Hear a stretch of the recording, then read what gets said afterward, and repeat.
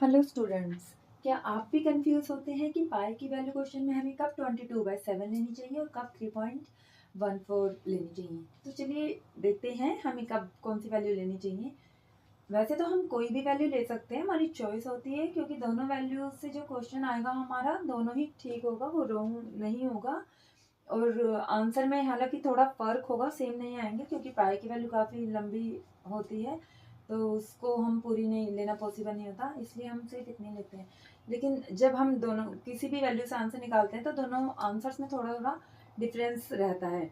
तो हमारे हालांकि दोनों ही ठीक माने जाते हैं, लेकिन अगर कुछ कुछ क्वेश्चन होते हैं जिसमें कैलकुलेशन ईजी करने के लिए हमें देख लेना चाहिए कि कौन सी वैल्यू लेना ईजी रहेगा, क्वेश्चन सॉल्व करने में ईजी होगा। तो देखिए, अगर हमारा क्वेश्चन इस तरीके से आता है, सरकमफ्रेंस दे रखा है, रेडियस निकालना है, तो हमें पता है सरकमफ्रेंस का फॉर्मूला 2πr होता है। तो हम इसमें कोई भी वैल्यू वैसे पुट कर सकते हैं, लेकिन हम देखते हैं कि 314 जो है ये पाई की इस वैल्यू से मिलता जुलता है। तो अगर हम ये वैल्यू लेंगे तो ये डिवीजन करना बहुत ईजी हो जाएगा इस क्वेश्चन में। तो देखिए हम कैसे, जब दूसरी साइड जाएंगे तो 100 ऊपर आ जाएगा और 314 जो है नीचे रहेगा। तो हम इजीली इतना बड़ा नंबर हमने कट कर दिया है।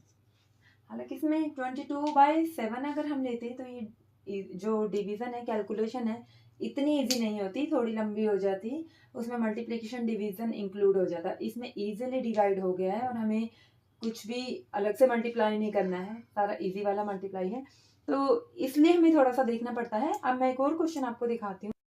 अब देखिए, अगर हमारा क्वेश्चन इस तरीके से आ जाए, यहाँ पे वॉल्यूम ऑफ सिलेंडर निकालना है, हमें हाइट और डायमीटर दे रखा, तो वॉल्यूम ऑफ सिलेंडर का फॉर्मूला।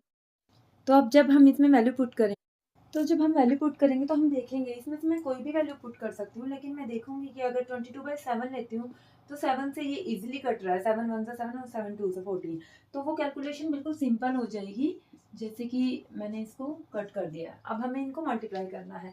अगर मैं 3.14 की वैल्यू ली तो हमारा क्या होगा, उसको डिवीजन भी करना होगा, इससे कैलकुलेशन थोड़ी बढ़ जाती है। तो इसलिए हमें जो क्वेश्चन में नंबर्स हमें दिए गए हैं उनको देख के हमें पाई की वैल्यू लेनी चाहिए। बहुत सारे क्वेश्चंस में साइड में ब्रैकेट में पाई की वैल्यू दी गई होती है, उन क्वेश्चंस में हमें देखने की ज़रूरत नहीं रहती कि हमें क्या लेना है, लेकिन जिसमें नहीं दी होती उसमें हमें ये चीज़ नोट करनी होती है, उसको देख के करना ईजी रहता है।